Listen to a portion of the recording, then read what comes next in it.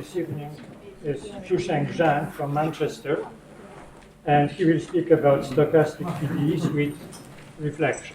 Okay, thank you.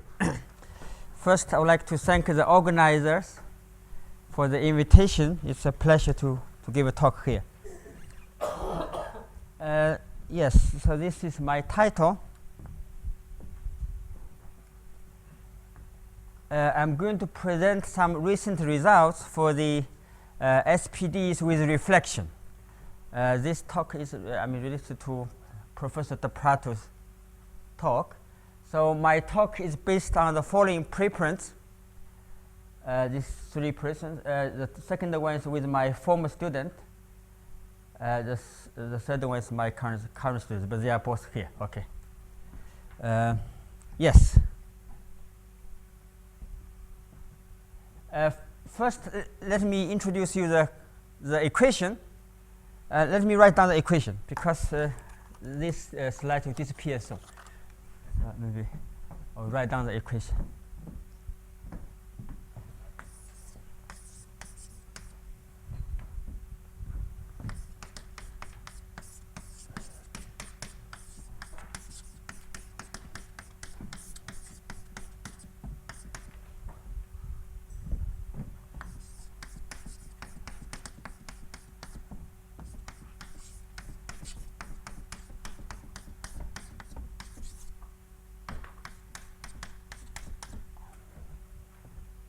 Eta or eta dot, yeah.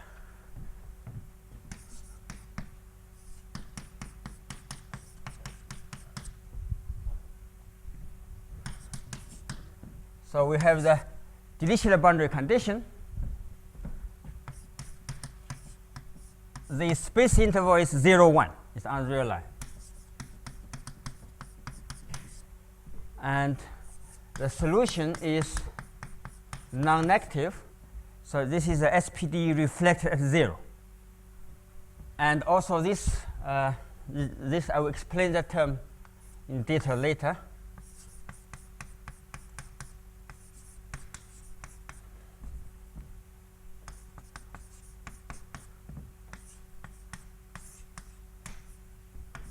Okay, so this is the solution, we call it 1. The equation we call it 1. Okay. Now, sigma b are real valued function, and w is a space-time white noise. And this equation was first studied by Mulat and Bakdu, as Professor Prato pointed out, when sigma is 1 for additive noise, and later by Donnet and Martin, Bakdu for general coefficient. General diffusion coefficient, sigma. It is an extension of the deterministic parabolic obstacle problem. So we are looking for a solution which is bigger than a certain barrier. Okay. And it's also this SPD with reflection can also be used to model the evolution of random interface near a hard wall.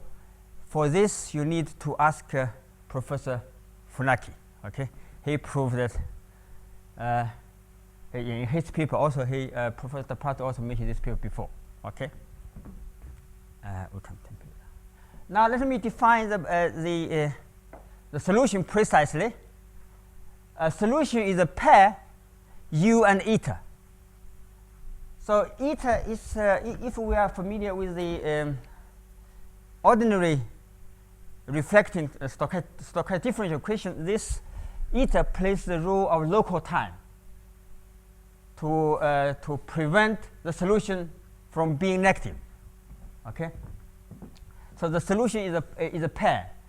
So U is a random field, continuous random field, and UT is FT measurable, adapted, and eta is a random measure, and satisfy this technical condition, A and B. And eta is also adapted, which means that for any deterministic function per se, then this integral is Ft measurable. And the condition 3 says that U satisfies this equation in the weak PDE sense. So that means if you apply the test function to both sides, so I forgot this is white noise. So this is very important. Yeah. Okay, so then you have this equation. This holds for any test function.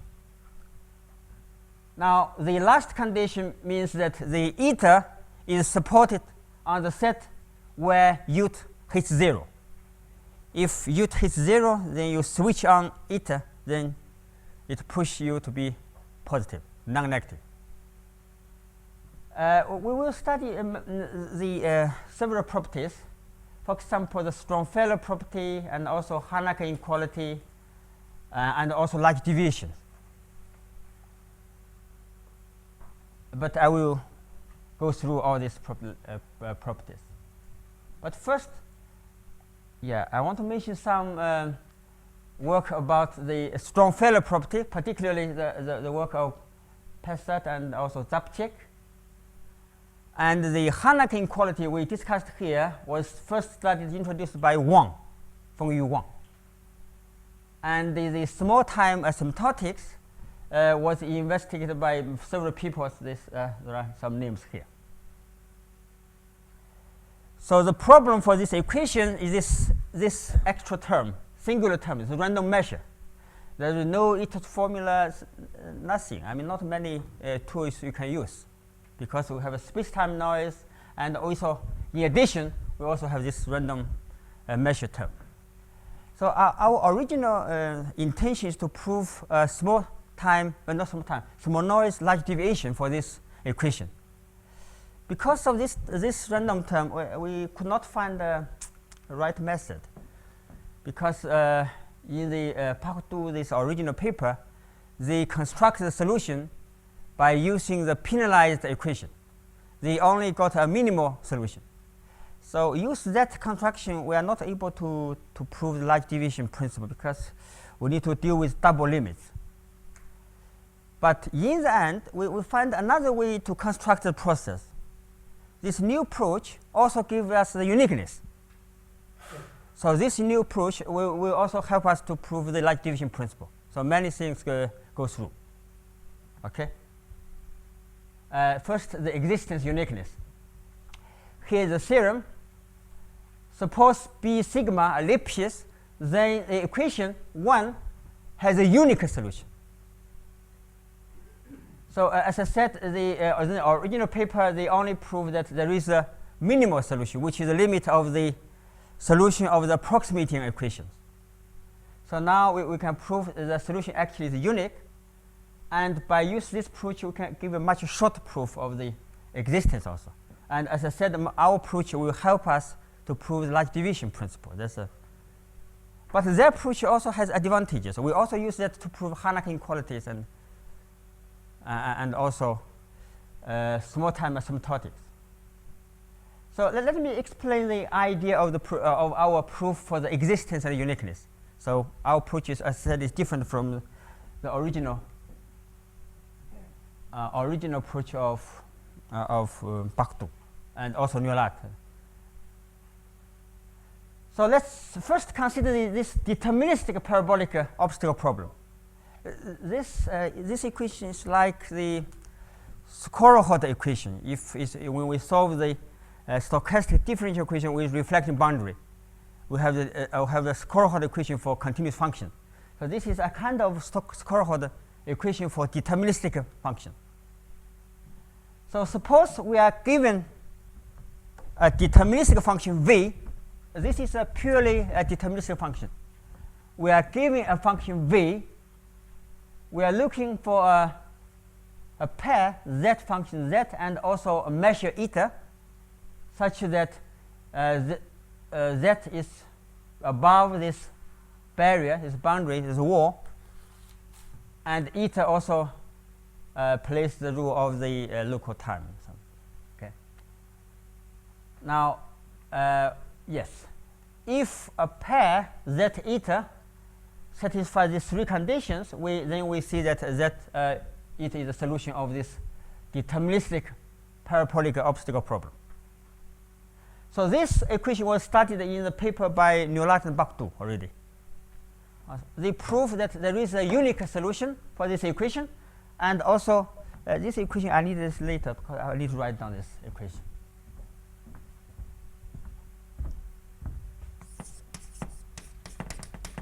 This is a deterministic equation.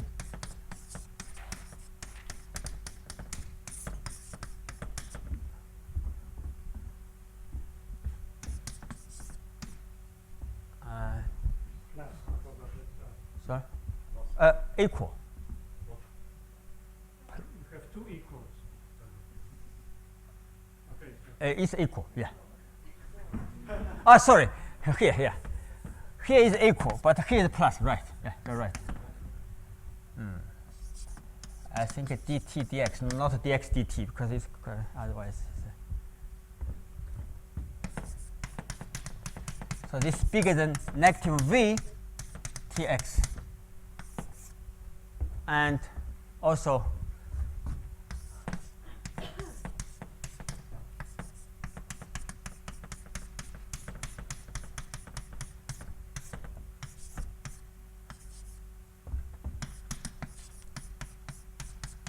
this equation I call 3. Okay. So here is the result of Newlat and Pardoux. So if v is a continuous function, satisfies this boundary condition, then this 3 has a unique solution. And moreover, most importantly, and we have this estimate. The solution z, the norm of the uniform norm of z is controlled by the wall, by the boundary, by the barrier z, v. So this is very important. So this will play a very important role in our approach. Okay.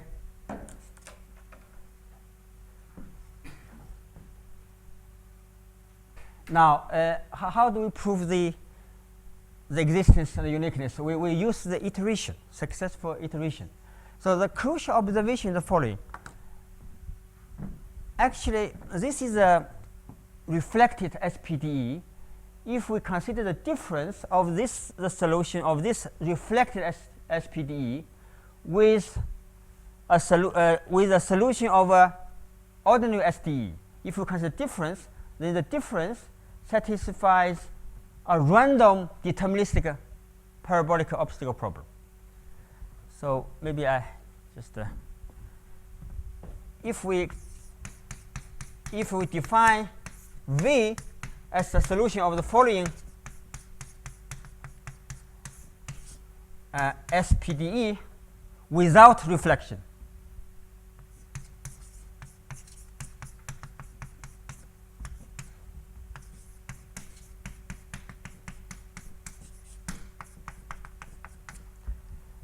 so this is a fixed, U is fixed. Now if we consider U minus V, then this U bar satisfies a random parabolic obstacle problem, omega wise. So because of this, we are able to use the iteration. We first construct a series of solutions for this equation, then we solve the random parabolic problem, we combine them together, then we get the solution for this reflected SPD. So let me start with this by iteration. I start with the initial condition. I construct V1. So V1 is the solution of this SPD without reflection, with U replaced by U0. So this is well defined, a nice continuous random field. Now, because of this, if you consider difference,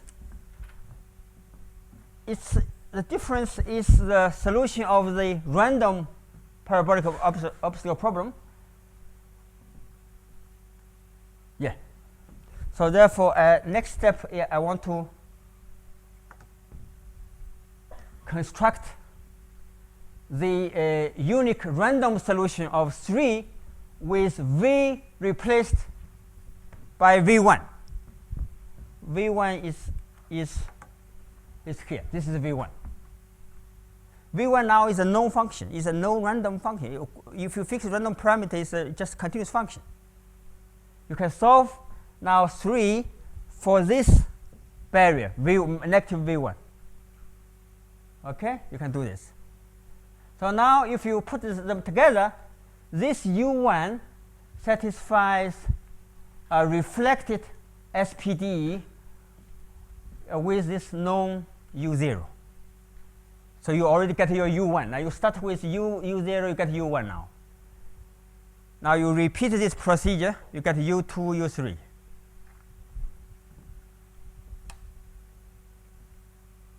Suppose you have found UN minus 1, then you define Vn as a solution of this SPD with U replaced by UN minus 1. And then you let Zn be the unique random solution of that equation 3 with V replaced by Vn. Because Vn now is a well-defined random continuous function.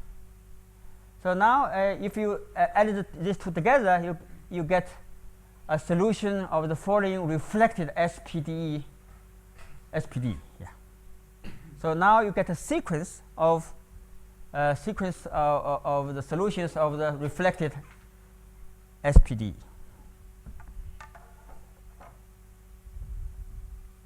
So you fixed omega, but there is omega in the random measure. Yeah, that's okay. It's random. So that means you have a random measure. So do we have 2 omegas? No. No, 1 omega, because only V depends on omega. Yes. If V is deterministic, then eta is deterministic. If V is a deterministic function, then there is no randomness in eta. It's just a measure. If you replace V by a random, V deterministic, eta is a deterministic yes, measure. yeah. So now the only randomness is here. You get random here. Omega wise, just solve it omega wise. So you get a sequence of random field because of this estimate from the theorem of Newlat and Partout. We have this estimate. So this is enough for us to prove that the sequence has a limit. It's a Cauchy sequence. It's a Cauchy sequence. This is a supreme norm. Okay. So as I said, this approach is completely different from the original one. So then we have a solution U, which is the limit of this UN. So we can show that U is really a solution to this equation. Now, how about uniqueness? It's the same idea, because of this observation. Suppose we have 2 solutions. Now you consider the solution of this SPD with U replaced by U1 and U2. Then you get V1 and V2. So if you consider the difference between U1 and V1 and U2 and V2, that it I is the unique solution of the random equation with V replaced by Vi.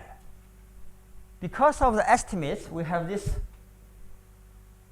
the uniform norm of U1 and U2, the difference between U1 and U2 is controlled by V1 and V2. But this, in turn, can be further controlled by the uniform norm of U1 and U2, because that depends on U1 and U2.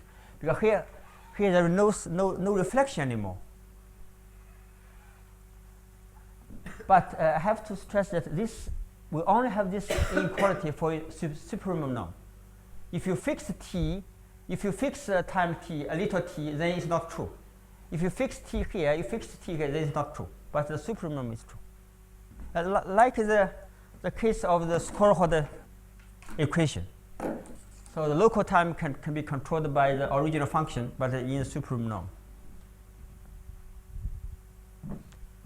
Okay, because of this, we get this estimate. Then by Gromov inequality, we have uniqueness. Okay, so this is the idea of the proof for the existing uniqueness. Next, I want to talk about some recent results about invariant measures. For that, I need a SPD with two reflecting walls, not just reflect at 1, 0, but two reflecting walls. But this kind of equation was first considered by Otoba when sigma is 1 for additive noise. Otoba. I think Otoba is also here. Okay. Yeah, everybody is here. Now, using the similar method as we used for the SPD reflect at 0, we can prove that if sigma is not constant, we still can get a unique solution. But the method is similar. It's completely similar. So the uniqueness existence can be proved similarly as the one side reflected SPD. But our interest is in the invariant measure. But when sigma is 1, this is a gradient system. So the invariant measure has been investigated by Otoba, and also one side case is studied by Zampoti also. Yeah. For when sigma is 1. Now, we are interested in the non-constant diffusion term case. If the coefficients are Lipschitz, then there is an invariant measure. But remember, we have a two reflecting wall. H1, H2 are two reflecting walls. They are continuous. So that because our space interval is 0, 1, therefore they are bounded. So actually our solution is bounded by these two walls. That help us to prove the existence of an invariant measure, and also satisfy this technical condition, the wall.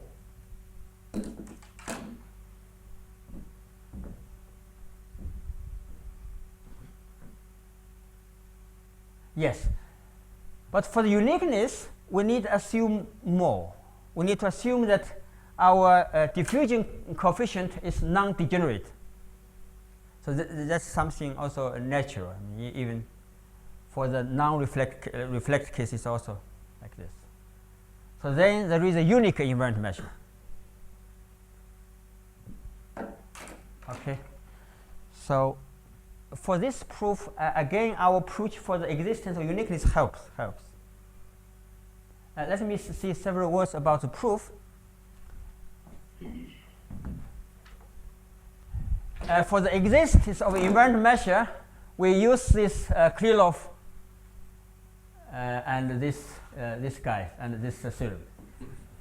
So if PT is the transition function of the process, if it is uniform type, then there is a invariant measure. Okay. Yeah, that means we need to show that for any given epsilon, we can find a compact set such that this is true. This technique also was used in the Plato's book, and by Markov property, this can be transferred to the expectation of the transition density at time 1. Now, because our U is bounded by this two wall, so it's enough to show that we can find a compact set such that this is true for all. Now this becomes the initial condition for all initial condition which is bounded by this two wall. But remember, U is the solution of the reflected SPDE. But how do you find this compact set? Which is not easy. but use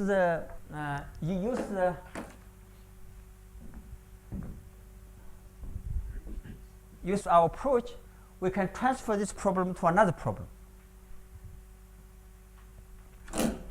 As I said, if we define V as the solution of this SPDE, then we have this uniform control. So the solution of the reflected SPDE is controlled. The supreme norm is controlled by the non-reflected, by the solution of the non-reflected SPDE. So this means the solution of the reflected SPDE is a continuous functional, which is complicated functional, but then we don't care, but that's fine. It's a continuous functional of the solution of this SPDE. So therefore, if we can find the compact set for this the solution of this SPDE, then you just take the image of this continuous functional, then it will be a compact set in this space. But for this non-reflected SPDE, it's possible to find a compact set, because this is uniformly tight with respect to the initial condition if the initial condition is bounded by two walls. This is by you estimate the moment, then you use the Garcia lemma. You can find a compact set, because U is uniformly bounded by two walls. That's very important. Okay, so by this way we can find a compact set, then such that then they will have a invariant measure. For the uniqueness,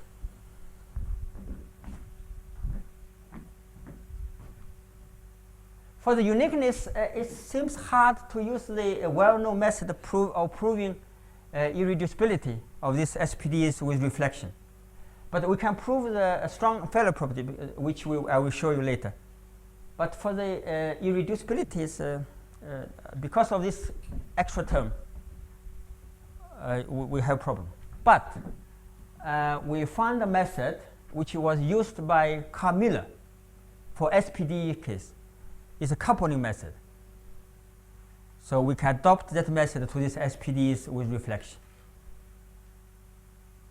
So then we have uniqueness. So we can prove that if this SPD with reflection starts from two different points, it will meet eventually at a random time. So this is a coupling method. It's also a powerful method. So you avoid to prove the irreducibility, which is not so easy sometimes, because you need some controllability. But for this reflection term, I don't know how to do it. Okay. So now let me show you how to prove the strong failure property, the gradient estimate for this semigroup of the reflected SPD.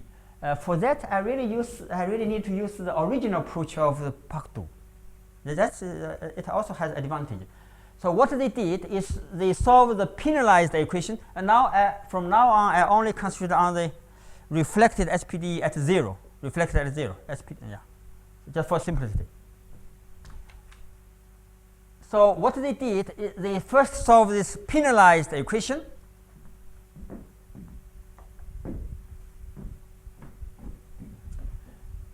You have a 1 over epsilon. This is a negative part of u epsilon. So if epsilon, when epsilon tends to 0, this is getting bigger and bigger if it is negative. So they prove that the solution of this penalized equation converges to the a minimal solution. But now we know there is a unique solution. We don't need to worry about the minimal solution. So for any non-negative f, they prove that this u epsilon tends to u, and also we have this uniform estimates. Okay, I need this for the proof of the strong failure property. Now, strong failure property, this is nothing but just a rewrite of the stochastic integral term. But that's, suppose B sigma are ellipses and B is bounded from below and from above, then the semigroup, this is semigroup generated by the solution of the reflected SPDE. The semigroup has this gradient estimates. This is more than Stromfeld. This is a kind of gradient estimates. Okay, so the method is try to use LOSC formula or LOSC formula, but you cannot directly use because of this singular term.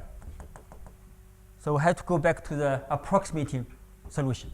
So we try to prove an inequality like this for the approximating solution with a constant which is independent of the epsilon.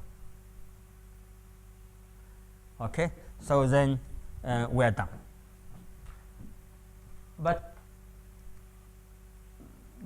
we are lucky. Otherwise, we have 1 of epsilon here. You have to prove something which is independent of this epsilon. But this explodes, you know. Okay.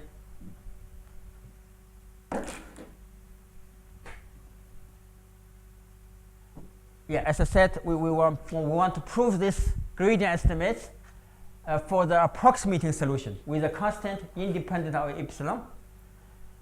Because we want to use the LOSC formula, we want to differentiate the equation, the approximating equation, with respect to the initial function. To do that, we need a smooth coefficient. To this end, we smooth out the coefficient. Also, we smooth out. Remember, we have a negative part in the penalized equation. We also smooth out the negative part. But very important, Hn is a decreasing function. So we can eventually throw this away. Okay. So now we consider this smoothing, this penalized equation with a smooth coefficient. So if we can prove something for the semigroup of this approximating equation with a constant which is independent of a and epsilon, then we are done. But for this one, we can do the differentiation. We can differentiate with respect to the initial condition because the coefficient is smooth.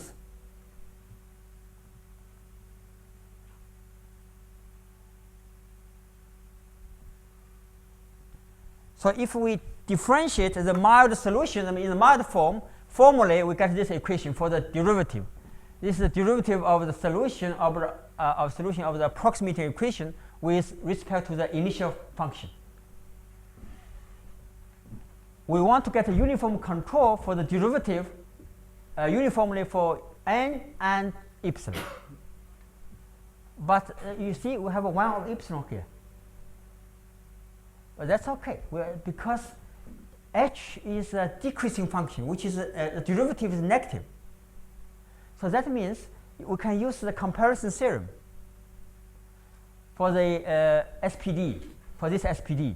We can throw away this term. If the initial condition is non-negative, then by the comparison theorem of the SPD, we have this estimate. So this derivative is bounded by the solution of the following SPDE without 1 over epsilon. Yeah. So the UN epsilon is the solution of this SPDE. But this is very nice. You can because n prime and sigma n prime is bounded. So this is very nice. You can control this. So therefore, we have this control. So now we can go back to give estimates for the give L2 estimates of this derivative.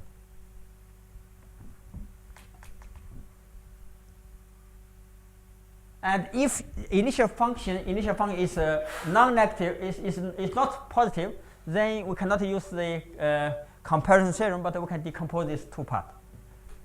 But if we combine them together, we still get this estimate. So now we use LOSC or LOSC-Lee formula, and we get this. This equation for the derivative of the semigroup. So because of the uniform bonds we get for the derivative, then we have the gradient estimates. Okay, so we are done.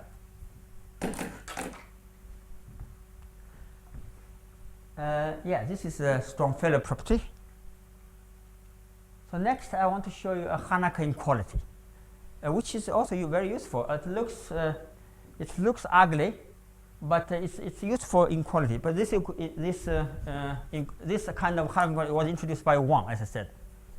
I want to prove this for this reflected SPDE. But this, yes, but this is stronger than the strong failure property. I will show you later. So now to do that, I have to assume we have an additive noise. So if B is Lipschitz, for example, or it satisfies this one-side condition, then suppose TT is a semigroup. For the solution, we have this Hanaka inequality. So Hanaka inequality is to compare the value of the TTG at F1. F1 is the initial value, initial function, with another value, TTG F2. We cannot directly compare these two, but if we add a positive power, then it is possible to compare, and also you get this extra term. You will see that this equation is really very nice. When we will try to prove the small time asymptotics, it helps. The point is you compare these two values at 2 points, the same group, but with this extra part.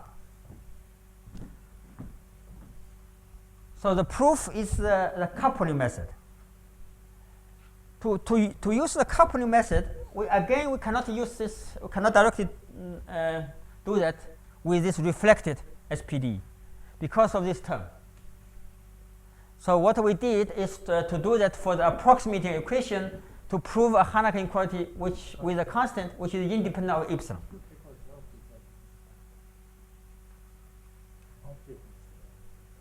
Okay. Now, to prove this, there is now a well-studied method. It's a coupling method to prove this. I will show you briefly how do we do the coupling. Maybe I can spend 2 minutes to tell you how you use the coupling. Explain the coupling method. Just because the detail is technical. It's just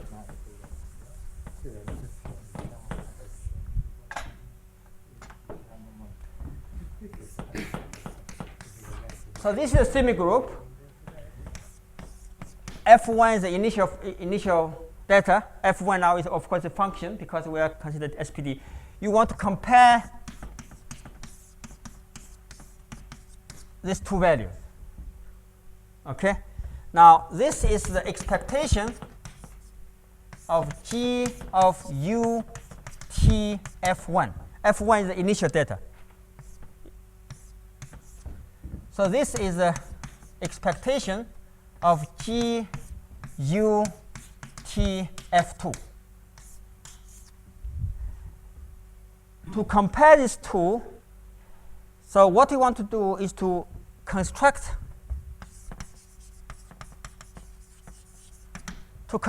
another solution, to another SPDE, which we call V, VTF2, with initial function F2, which we call VT. So you construct VT in such a way that VT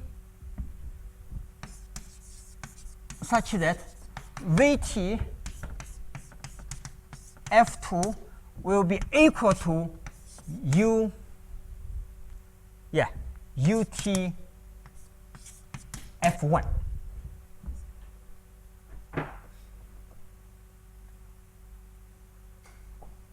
So now you can replace this UTF1. So then now you see this F1, you can replace this UTF1 by the expectation of G of V to F2. But on the other hand, you can prove that the law of VTF2 is absolutely continuous with respect to the law of UTF2. So what you need is just another Gassanov density.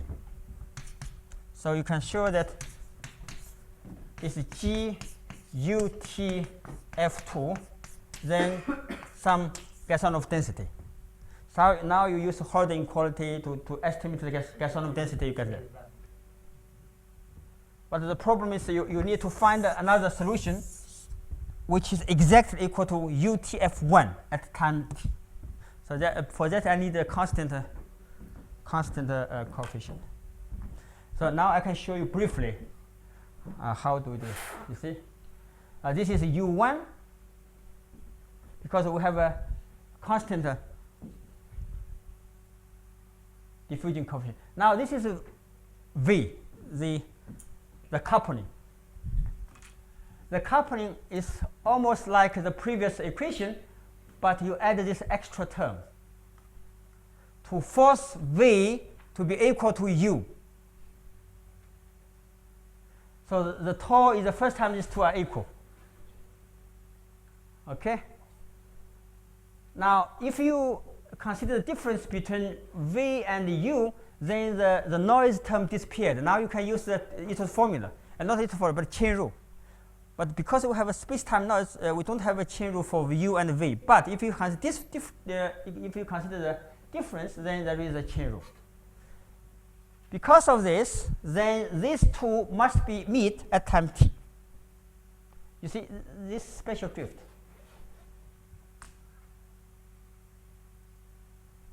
Because of this, then the U epsilon t and F1 must be equal to V t epsilon t F2. This starts from F2, this is from F1. These two must be equal.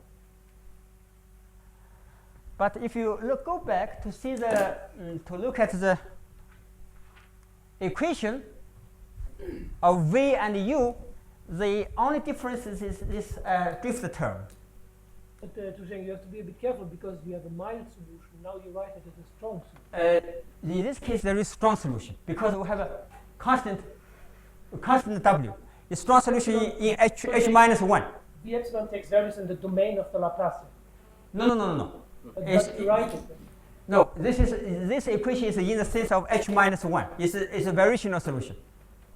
It's a variational solution because of constant coefficient. It's not really a variational solution, but yeah, well, you are right. You are right, Michael. If you consider the difference, difference is H minus 1. You are right, absolutely right.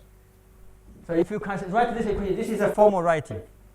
But what we applied is to the change to the difference. The difference, this guy disappeared. The trouble term disappeared. Okay. Yeah, you're right. So this equation is all in mild form, but we write it in this form. But this is just formal writing. But as I said, the chain rule we use is used for the difference. So that is okay. That is actually, we have a difference satisfies a variational equation in a variational sense. We can use chain rule. So now, because of this drift term, we can try to absorb this term with W, use the Gassanov theorem. Okay? So then we see that this is a Gassanov density. We have this estimate. So now you define a Gassanov density. So then under this mu probability, V epsilon satisfies this equation. You see, this equation is exactly the same equation as U epsilon R F2 with a different Brownian motion, but the law is the same.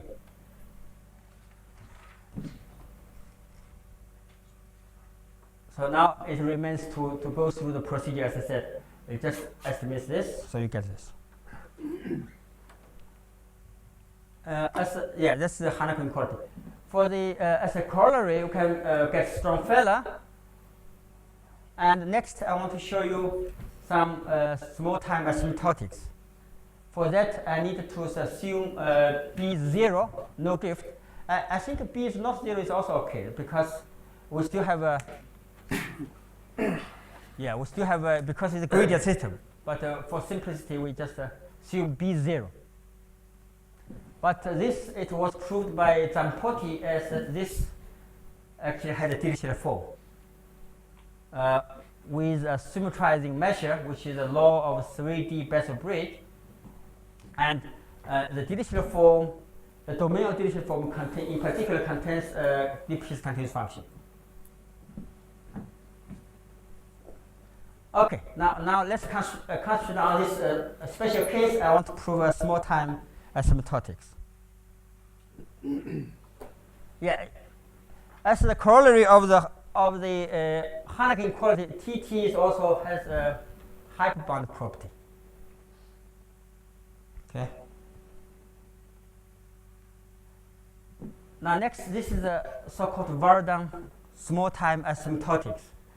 If you think about the heat kernel of the Brownian motion, if you take log ptxy, then epsilon times t, then let t to the 0, then you get minus x minus y squared. So now we don't have a density anymore. We replace this point by sets, by 2 sets. So then this is a kind of remaining distance for these 2 sets. But the distance is defined in this way. But the essential inf is taken with respect to the symmetrizing measure. Okay? To prove that, we need the help of the Hanake inequality. But I just very briefly go through because I already used 50 minutes. So you are tired, and I'm also tired. But this is the upper bound.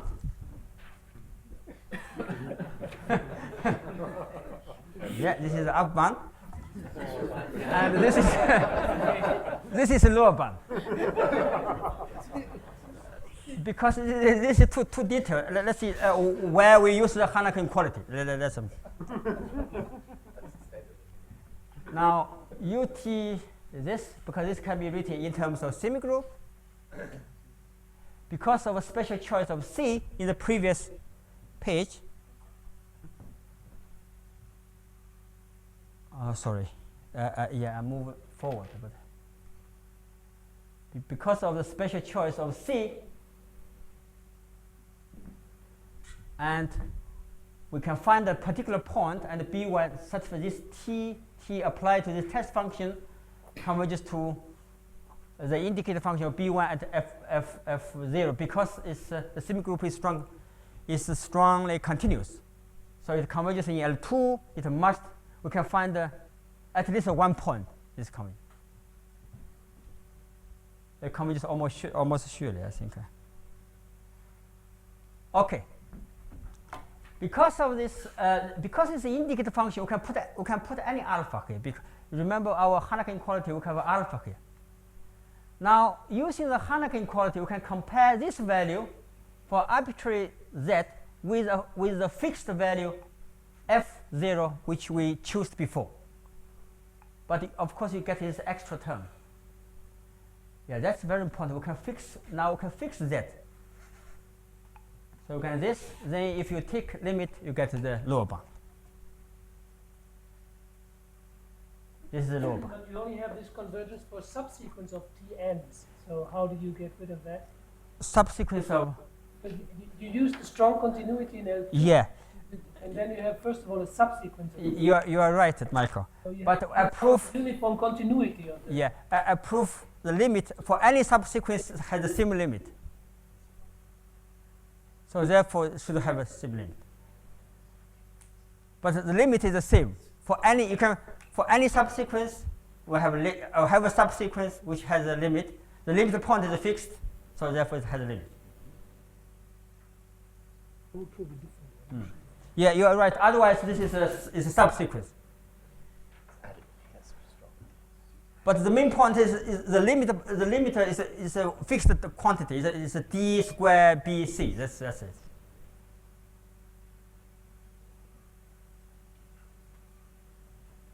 Yes, because this is a fixed. Okay. Yeah. And finally, I will state the large deviation result. But this is not. But to prove this, as I said, we need our approach, very much our new approach. Otherwise, this is a Cameron-Martin space for the space-time Brownian sheet, and this is the skeleton equation, because you are expert of this large deviation and equals. This is the Ritz function. So this is the skeleton equation, and this Ritz function is good. And now we consider this small noise perturbation of the reflected SPDE.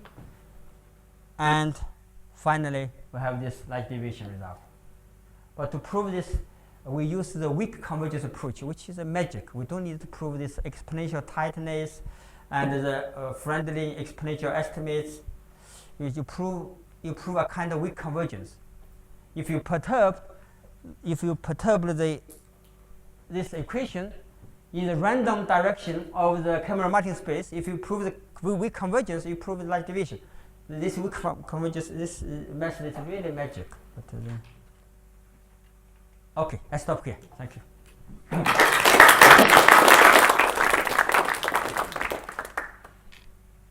Questions? Yes. I have two comments. Yeah. Concerning the Strong-Feller property, you proved Strong-Feller property for the approximating equation. Yeah. With a bound which is independent. Even of epsilon. Yeah. But the approximating equation is a semi-linear equation with of monotone type. And in this case, the use of L-Vorty formula is well known. So Strong-Feller is essentially well known for me. You mean the final equation? The Strong-Feller property, because for semi-linear equation it was known. It is on the books. What do you mean? What do you mean semi-linear? It's not semi-linear.